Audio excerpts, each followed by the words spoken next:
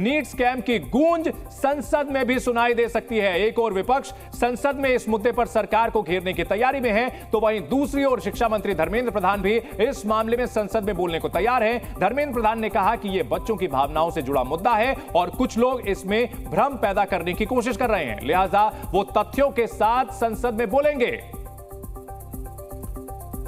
तो NEET exam जिसको लेकर के बड़े सवाल खड़े हो रहे हैं, जगह जगह विरोध प्रदर्शन हो रहा है। 24 लाख बच्चे जो 5 मई को एग्जाम में बैठे थे और 4 जून को जिसका नतीजा आया था, नतीजों पर सवाल उठे। उससे पहले एग्जाम में पेपर लीक का आरोप लगा। बिहार में पेपर लीक के कई सबूत भी ईओयू की ओर से दिए हैं और इन सब के बीच बच्चों की मांग है कि परीक्षा दोबारा करवाई जाए। एनटीए में जो गड़बड़ियों के आरोप लगे, एनटीए के डीजी तक को बदल दिया गया है, लेकिन मांग यह की जा रही है कि एग्जाम री-नीट कराया जाए, दोबारा से परीक्षा कराई जाए। इन सब के बीच मामला सुप्रीम कोर्ट में है। सरकार का यह कहना है कि चूंकि मामला सब जुडिस है, इसलिए हम उस पर आगे अभी नहीं बढ़ रहे हैं और इन सब के बीच संसद में धर्मेंद्र प्रधान जवाब देंगे तथ्यों के साथ, ये उन्होंने कहा है।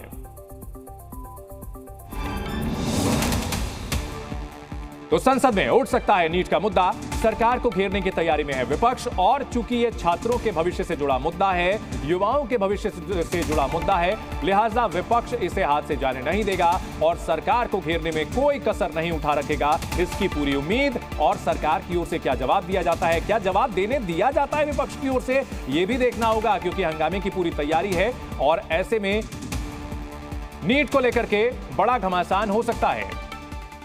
उधर सरकार ने नीट स्कैम की जांच भले ही सीबीआई को सौंप दी हो, लेकिन विपक्ष है जो कि सरकार पर लगातार हमलावर है। कांग्रेस नेता राशिद अल्वी और शिवपाल यादव ने मामले में सरकार को घेरा है। सीबीआई पे भरोसा नहीं किया जा सकता। सीबीआई बीजेपी सरकार की एजेंट की तरह काम करती रही है। जो बीजेपी चाहेगी सीबीआई की रिपोर्ट वही आ जाएगी, इसलिए इसका इन्वेस्टिगेशन सुप्रीम कोर्ट के जज के जरिए होना चाहिए। देखिए, जितनी भी परीक्षाएं नीट के अलावा और भी परीक्षाएं हुई हैं भारतीय जनता पार्टी के शासन में, सभी में पर्चा लीक हुआ है। तो जांच में तो बहुत देरी हो गई। ये तो जब पहले ही कोई अगर परीक्षा हुई है तो पहले जांच करा करके दंडित किया जाना चाहिए था। और बड़ी खबर, ईओयू और बिहार पुलिस की टीमें बिहार से लेकर झारखंड तक लगातार छापेमारी कर रही हैं, जिसमें पटना सिटी से जुड़े 2 आरोपियों का नाम सामने आया। मामले में एक आरोपी आशुतोष ने अपना जुर्म कबूल कर लिया है। दरअसल आशुतोष प्रभात रंजन के घर में किराएदार के तौर पर रहता था। नीट पेपर लीक मामले का पूरा कनेक्शन यहां से जुड़ा हुआ है। बिहार में 4 और 5 तारीख की रात को छात्रों को पेपर रटवाए गए थे, पहले से लीक किया गया था। यह बात ईओयू की रिपोर्ट में सामने आ चुकी है। जी न्यूज ने भी उसे प्रमुखता से दिखाया और इन सब के बीच ईओयू का एक्शन जारी है। बिहार से लेकर झारखंड तक छापेमारी जारी है। आशुतोष नीचे रहता था, ऊपर में विजय जी नगर नौसा वाला रहते थे, सेंट जोसेफ स्कूल वाले। उस सेंट जोसेफ स्कूल वाला भी खाली कर दिए, प्ले स्कूल वाला भी खाली कर दिए। ये रहता था नीचे में। जिस दिन घटना है 30 तारीख को हमको था किराया रखे दिन, हमको कहा था कि 3500 रुपया दे रहे भैया, ये वो हाजीपुर के औरत है, बेटी है, और वो झाड़ू पोछा वाला काम करते हैं, जो उसको रखवा देते हैं। हमको लेकिन दे दो। 30 तारीख को जो खाली हुआ वो भी सूचना हमको नहीं किया कि आपका मकान भैया खाली हो गया, और उसमें 4 तारीख को यह घटना का अंजाम दिया जाता है। क्या आप तो नीट को लेकर के एक तरफ जांच चल रही है और दूसरी ओर लगातार अब इस मामले को विपक्ष उठा रहा है। हमारे सहयोगी रवि लगातार हमारे साथ बने हुए हैं। रवि, विपक्ष नीट के मुद्दे को लेकर के सरकार को घेरने की पूरी तैयारी में है, क्या कुछ रणनीति दिखती है? बिल्कुल, देखिए विपक्ष लगातार हमलावर है। उनका कहना है कि बच्चों के भविष्य के साथ खिलवाड़ हो रहा है। मनोज झा जो आरजेडी के नेता है, जो बिहार से वास्ता रखते हैं, उन्होंने प्रेस कॉन्फ्रेंस भी की और कहा है कि बाकायदे विपक्ष बच्चों के साथ खड़ा है, क्योंकि बच्चों के भविष्य के साथ खिलवाड़ है। और सिर्फ नीट नहीं, नेट और तमाम सारे जो एग्जाम्स जो पेपर लीक का मामला और एग्जाम्स रद्द हो रहे हैं, इस वजह से बच्चों में एक गुस्सा है और विपक्ष उस गुस्से को भुनाना चाहेगा, उसको बताना चाहेगा कि हम आपके साथ खड़े हैं। और ये संसद से बढ़िया समय नहीं होता है जब। लेकिन अगर धर्मेंद्र प्रधान की बात करूं उनकी पूरी तैयारी है। उनका कहना है कि 1986 में जो शिक्षा नीति लाई गई थी राजीव गांधी की सरकार के दौरान, उसमें साफ तौर पे कहा गया था कि एग्जामिनेशंस कराने के लिए एक अलग से एजेंसी की जरूरत है और उसी का हम लोग फॉलो कर रहे हैं। तो संसद में जब सवाल जवाब होगा तो धर्मेंद्र प्रधान ने भी पूरी तैयारी कर रखी है। ठीक है, अब देखना यह होगा कि संसद में किस तरह का घमासान होता है। रवि, इस बीच बड़ी खबर आ रही है, अपने दर्शकों को वो भी बता देते हैं। बिहार के नवादा में सीबीआई की टीम पर हमला किया गया है। पेपर लीक की जांच करने पहुंची थी सीबीआई की टीम। यूजीसी नेट मामले में जांच करने के लिए पहुंची थी सीबीआई की टीम, लेकिन उन पर हमला किया गया है और सीबीआई पर हमले के 4 आरोपी गिरफ्तार कर लिए गए हैं। सीबीआई ने मौके से 7 से 8 मोबाइल फोन बरामद किए हैं। मोबाइल में पेपर लीक से जुड़े अहम सुराग। और इस बड़ी खबर पर हमारे सहयोगी प्रशांत हमारे साथ बने हुए हैं। प्रशांत, तो सीबीआई की टीम जांच करने पहुंची और उनके ऊपर हमला कर दिया गया, क्या वाकई यही वजह थी कि सीबीआई की टीम को नकली समझा गया, या फिर जो पेपर लीक के आरोपी हैं वो इतने पावरफुल हैं कि उनके समर्थन में लोग हमला कर रहे हैं सीबीआई की टीम पर? देखिए, ये तो पुलिस से बचने की बात है जब वो कह रहे हैं कि सीबीआई को नकली समझ लिया, जबकि वहाँ पर जो स्थानीय थाना है उसके एक कांस्टेबल, जो महिला कांस्टेबल थी, वो भी सीबीआई के साथ थी और उसने बताया है कि ये कहाँ के लोग हैं।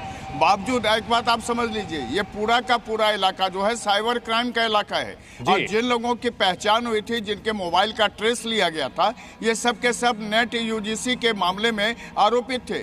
इनके ही द्वारा ये लीक किया गया था मामला और ये बताया गया था सीबीआई के पास जो जानकारी थी उसके मुताबिक ये मामला था कि ये क्वेश्चन पेपर वहाँ से लीक कर लिए गए थे और उसी मोबाइल ट्रेस के आधार पर सीबीआई की टीम दिल्ली से सीधे रजौली पहुंची थी और वहां के स्थानीय थाने के कांस्टेबल के लेकर के उस गांव तक पहुंची थी।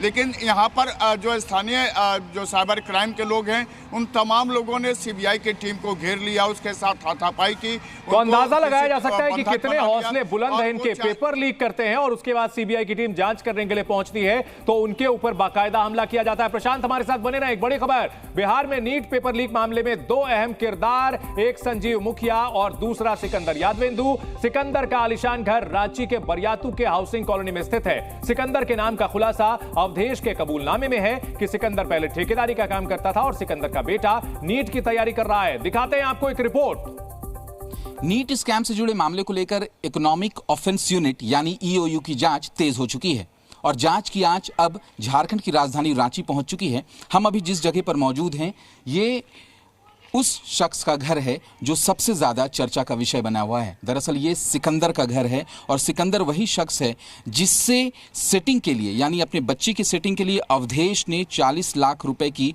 सेटिंग की थी और एक ब्लैंक चेक सिकंदर को ही सौंपा था ताकि उसके बेटे अभिषेक की नीट परीक्षा में सेटिंग हो सके और उसे पास कराया जा सके। इस पूरे मामले को लेकर जब जांच आगे बढ़ी तो इस बात को लेकर चीज़ें निकलकर सामने आई कि सिकंदर ही वही शख्स है जिसने इस पूरे मामले को आगे लेकर जो शख्स गया है और सिकंदर इस पूरे मामले का मास्टरमाइंड माना जा रहा है।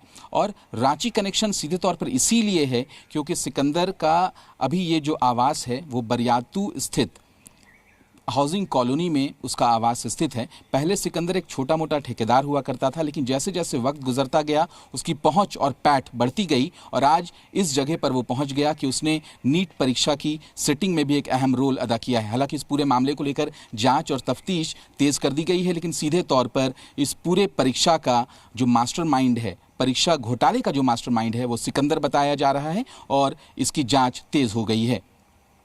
कैमरा पर्सन राहुल दीक्षित के साथ कामरान जलीली, जी मीडिया, रांची। जी न्यूज़।